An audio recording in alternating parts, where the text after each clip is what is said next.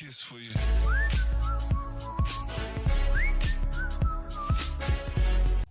Alright, today we're looking at Concord. It took a while to get this video out because I was mainly trying to determine, Concord, open beta, closed beta, as well as Overwatch 2, getting back into that and seeing what's changed there, as well as trying to test out Marvel Rivals. I was not able to get into the Marvel Rivals beta, so I can't be, showing gameplay or anything from that, but I will talk about Concord and Overwatch 2 and kind of where that progression is. Now, I was one of those people that heard about Concord was kind of iffy or whatever on the launch of it, or the reveal trailer of it, and I was like, it could be fun, but I'm not going to be super anchoring to play it or anything. Heard there was a beta coming up that you had to pay for if you were not a PS Plus member, so I decided, I have a little bit of money here for a multiplayer game. I was interested in kind of another multiplayer thing, and I bought the $40 base Concord thing to be able to play in that closed beta. And I want to make that really clear that not only did I buy that to play the closed beta, but I was also kind of interested in just getting another hero shooter. It's like we've been doing Overwatch for a while, and there's been a lot of changes to Overwatch, but it's fundamentally still the same game that people have been, playing for like 6 or 7 years now. So I was really interested in a different game that kind of didn't have some of maybe those systems and maybe was a little bit different and had, a different spin on it. My main issue with Concord was we didn't get that change in that spin. A lot of the kits set up in terms of game mode and stuff were very Overwatch inspired. The things that weren't Overwatch, all for the most part, were not very good.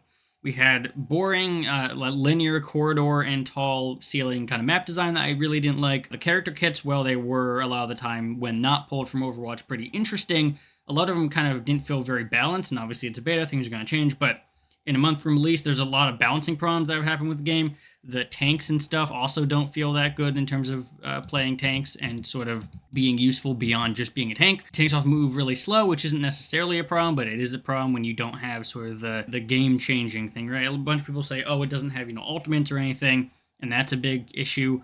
My main issue, if you're going to take a lot from Overwatch, take the good gameplay and the good movement and the good character kits. Instead, they decided to take the game modes and everything else that kind of made Overwatch what it is, but aren't necessarily that interesting. There are some character kits that are really good in this game, I will admit. There are some character kits that I think are pretty fun and that do stand out and are actually pretty balanced. But of the 16 characters on launch here, I would say 4 or 5 of them maybe are ones that I would consider playing and consider like, dang, these are actually pretty good characters and their kits are well designed, all that stuff. Even with that being said and my contention about it, I had a decent time with Concord. I wasn't, in love with it or anything. I thought there was a bunch of problems with it. But I was like, what? If this can get enough momentum behind it, I think that I can stick with this because I do want something else other than Overwatch that kind of, I can play and that kind of feels similar to that. I then saw SkillUp's review, and I agreed with a lot of what he was saying. When he got to the whole crew system, because I kind of knew, okay, the idea here is there's going to be a bunch of, traits and stuff, and these traits are going to be sort of passives that you can equip or not equip to your character, and they'll kind of determine your, passive advantage, right? So, unlike something like Overwatch that has a default, damage class passive, these will be different passives depending on the setup, right? And so you can see in this screenshot, the tank here has a blocking damage with projectile shield, charges your armor generator, and this was basically that passive, and you could change it. The issue, and the variants they're called, right? And so I knew, okay, you can have this, and you maybe will swap it out later. But fundamentally, instead of it being something where you can change the passive on a character, the variants are new characters. And so you can kind of see this example here where we have free agents right here. Sorry, this image is a little blurry, but free agents right here, and then we have the default squad. You can change the default squad here in the crew builder to basically be whatever you want, but the slots, as far as we can tell, are going to be taken up by the variant. So, for example, you have this tank here, right? And the tank has, in this case, the Synergy Shield variant. If you want a different variant, you're going to have to take up one of these slots with that variant. So, for example, and I think you can have 3 of each variant on the team. So I could have this here and then 2 others. I could have 3 of this one character taking up with different variant slots. The issue for me, and that's kind of just because if you link up characters on a team with complementary variants, you get special bonuses or whatever. But the issue is that then all of a sudden the optimal team is you having basically 4 characters you can pick from. You have, instead of all 16 of these, you have the 4 backup agents and then just a bunch of variants that you kind of have to swap through. So not only does that sort of incentivize playing the character that's the most optimal, it doesn't really work in, like, that's a very competitive thing, right? Playing the character that's the most optimal, playing the character that is going to get you the most wins or whatever is the best for the team isn't really something that I think is good for a game like this. Because another thing Scope kind of mentioned is that there's kind of like 3 sections of this game. There's the game that is a casual experience, there's the competitive, and there's something kind of in the middle.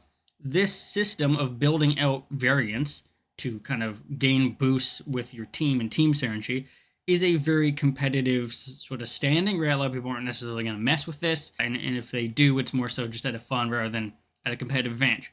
But since the benefits to doing variants are competitive in nature, then most likely what's going to happen is you're going to want to do these, variant structure on the competitive game modes. The system encourages the bonuses, which encourage the crew building on the... Now, I'm not saying you can't do this on something like the more casual modes. This system seems to work best if you do it on more casual modes, and does kind of change things up. But I think a lot of the kind of min-maxing of the game is going to be on the competitive mode on these variants. That's kind of counterproductive to what the competitive mode is. The rivalry mode in this game is not great because it is like elimination round, kind of, in Overwatch. So if you play elimination, you basically know that if you die in the game with the character that you're playing in, like an elimination game, you can't select that again. But in the variant system, you can select another variant. So if you have a variant and it dies, and it's a character like, McCree type, and he dies, you can pick the other variant of him and keep playing. It's counterproductive because you not only don't get the penalty that the rivalry mode is supposed to engage in, you die and you have to pick a new character, you don't get that because you can just choose another variant.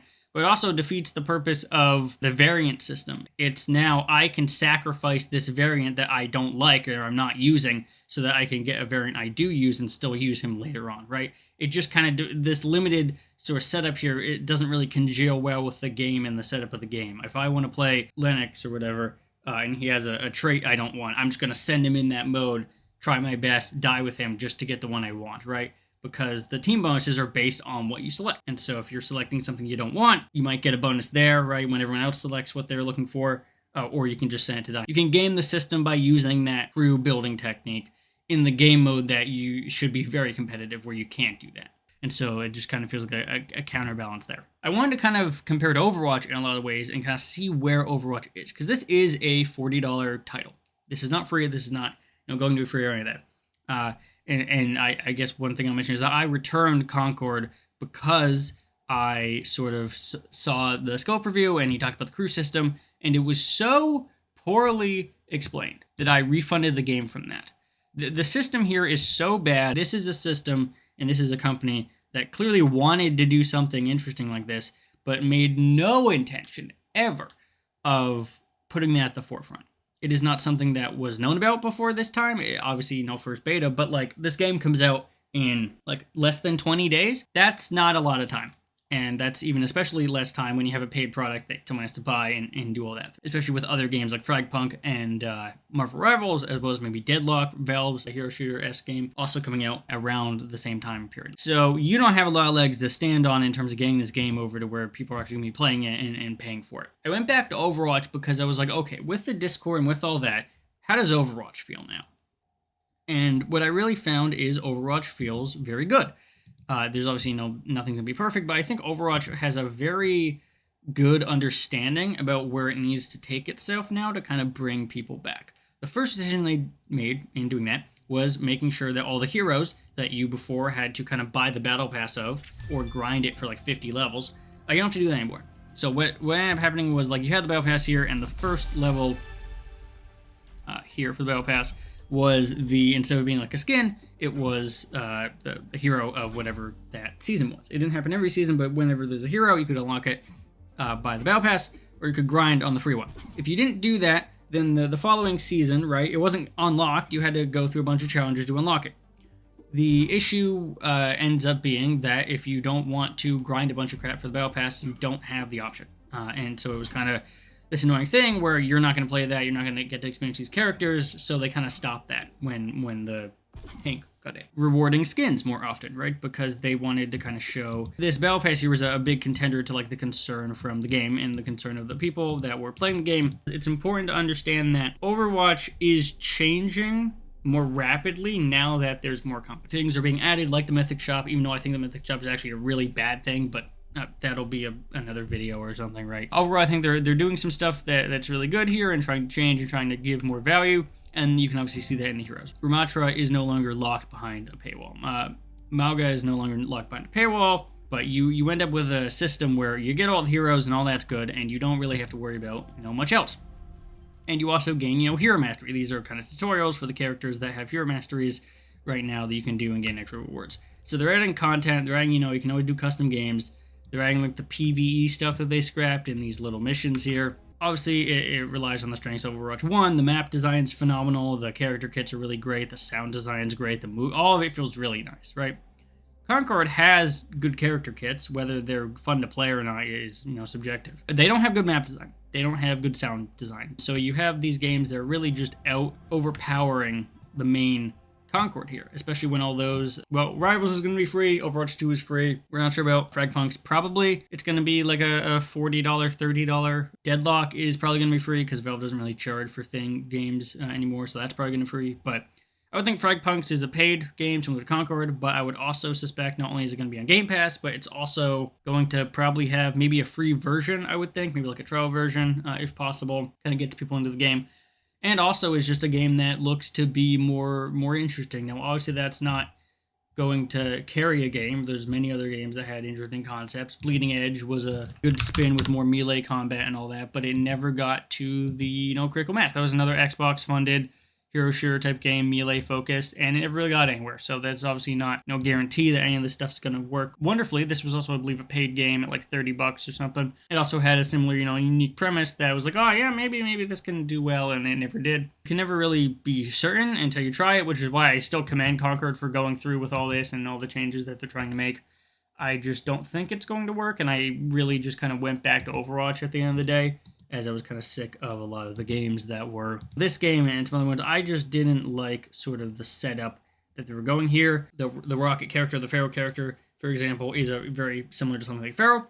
They don't do enough damage. Their rockets don't do enough damage. They're not invincible enough for how close you have to get to them. One of their main abilities is like a ground slam that you can do like kind of attached to a character or an enemy. The problem is it ricochets you off, and then you float there for a second and are super vulnerable, so you just die really quickly at that point. And the rockets themselves don't do enough damage, don't do enough splash damage to really kind of make up for that. And so it's like, okay, well, that's not really a fun character. I mean, they're doing the most damage of the other characters. Like, if I were to go through this roster here, let's see. We have Soldier 76, not enough damage. McCree type, not enough damage. The shield guy does do a pretty good amount of damage, and he's like Winston, so that's fine. Haymare here with the fire thing, as well as the slingshot. That does a lot of damage, one of the great characters. Trash Compactor here doesn't really do a ton of damage.